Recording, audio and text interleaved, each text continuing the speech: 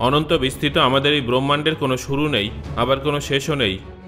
স্বাভাবিকভাবেই এই অসীম ব্রহ্মাণ্ডকে আমরা কখনো পরিমাপ করতে পারব না। আবার এর মধ্যে উপস্থিত সমস্ত কিছু সম্পর্কে গভীরভাবে পর্যবেক্ষণ করাও আমাদের পক্ষে সম্ভব নয়। আমরা যখন কোনো বিষয়ের গভীরে যেতে পারি না, শুধুমাত্র অর্ধেক এবং অসম্পূর্ণ তথ্য আমাদের কাছে থাকে, তখন আমাদের মাথায় অনেক প্রশ্ন ঘুরতে থাকে। এই সমস্ত প্রশ্নের উত্তর না পাই সেগুলো আরও বেশি রহস্যজনক হয়ে ওঠে। বন্ধুরা, আজকের এই ভিডিওতে আমি আপনাদের ব্রহ্মাণ্ডের এমন কিছু রহস্যের কথা জানাবো যেগুলো সম্পর্কে জানার পরে আপনারা অবাক হয়ে যাবেন। তাই ভিডিওটা অবশ্যই শেষ পর্যন্ত দেখুন। Number 1, 2008 TC3। রিসার্চার এবং জ্যোতির্বিজ্ঞানীরা সবসময় আকাশের দিকে তাদের নজর রেখে এটা ভাবেন যে এমন কোনো গ্রহাণু না চলে আসে যেটা নিমেষের মধ্যেই পৃথিবীকে ধ্বংস করে দেবে। ঠিক সেইভাবেই যেভাবে কয়েক লক্ষ বছর আগে একটা গ্রহাণু পৃথিবীর থেকে ডাইনোসরদের অবলুপ্ত করে দিয়েছিল, 2008 TC3 গ্রহাণুটার ক্ষেত্রে পৃথিবীর সঙ্গে তার সংঘর্ষের ভবিষ্যৎবাণী আগে থেকেই করে ফেলা হয়েছিল, আর এটা সত্যিও ছিল।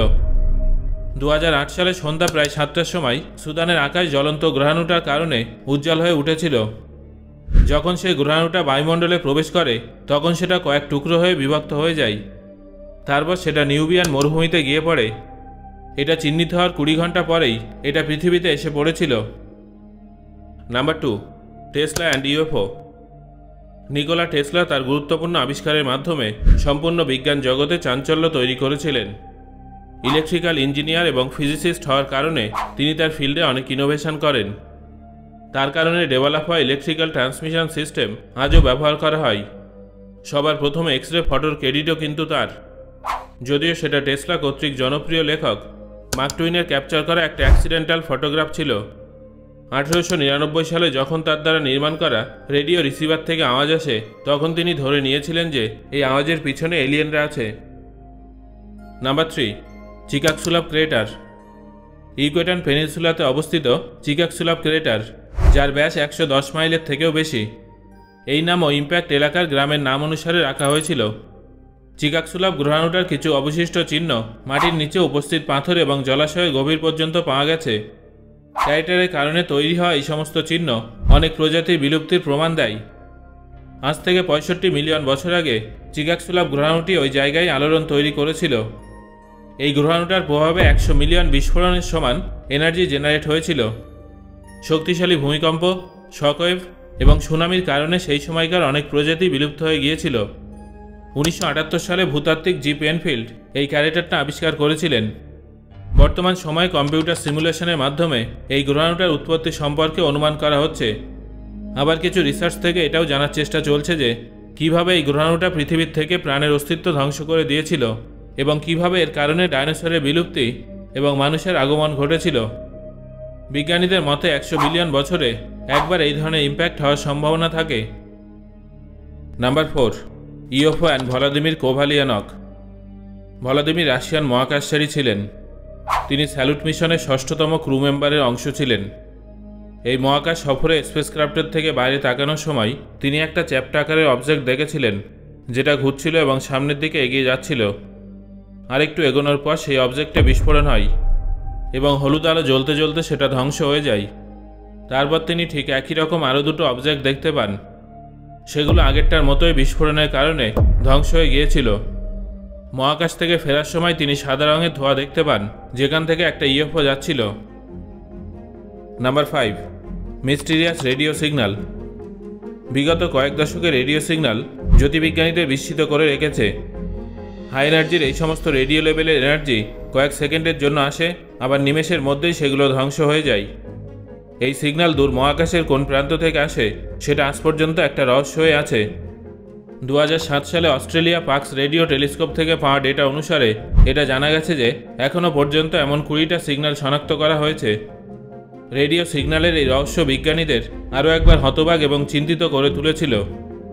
মেক্সিকো ইউরোপের রেডিও টেলিস্কোপের সাহায্যে অনুমান করা হয় যে এই সমস্ত রেডিও সিগন্যাল 2.5 বিলিয়ন আলোকবর্ষ দূরে উপস্থিত কোনো অজানা গ্যালাক্সি থেকে আসছে। ভবিষ্যতে যদি আমরা এই সমস্ত রেডিও ওয়েভকে বুঝতে পারি, তাহলে ভবিষ্যতে মহাকাশ বিজ্ঞানের অনেক রহস্য থেকে পর্দা সরে যাবে।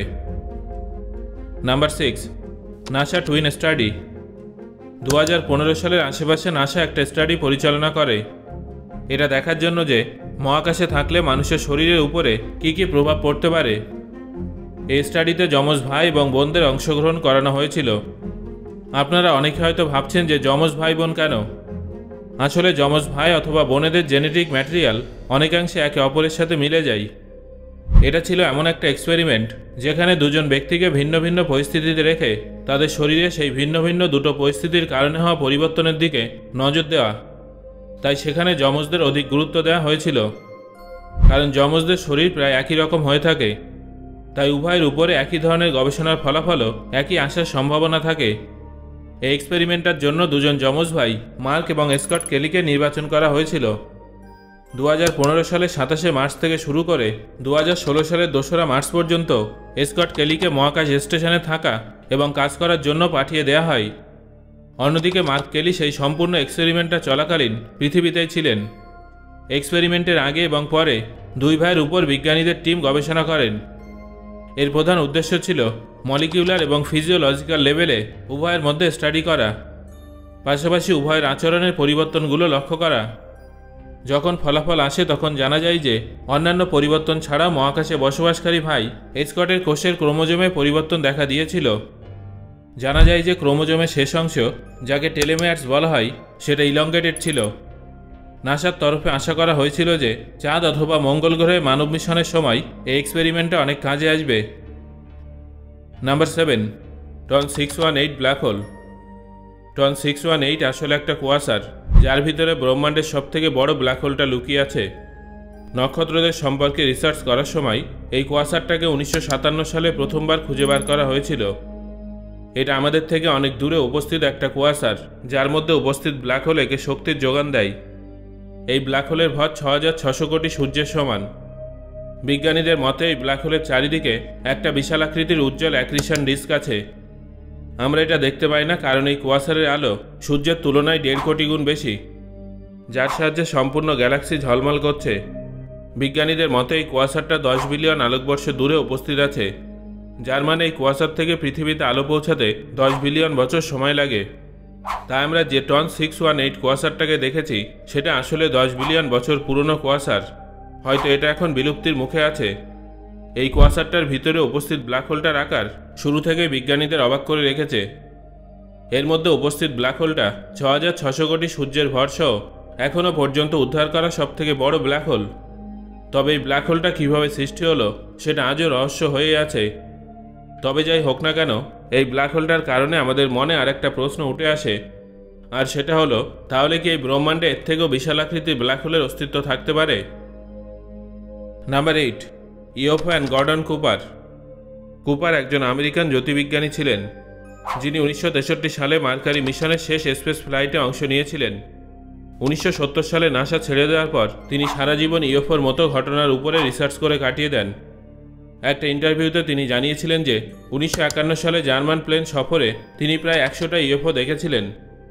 তার বক্তব্য ছিল যে এলিয়েনরা ইউএফওর সাহায্যে অন্য গ্রহ থেকে পৃথিবীতে তাদের জন্য প্রয়োজনীয় তথ্য একত্রিত করতে আসে।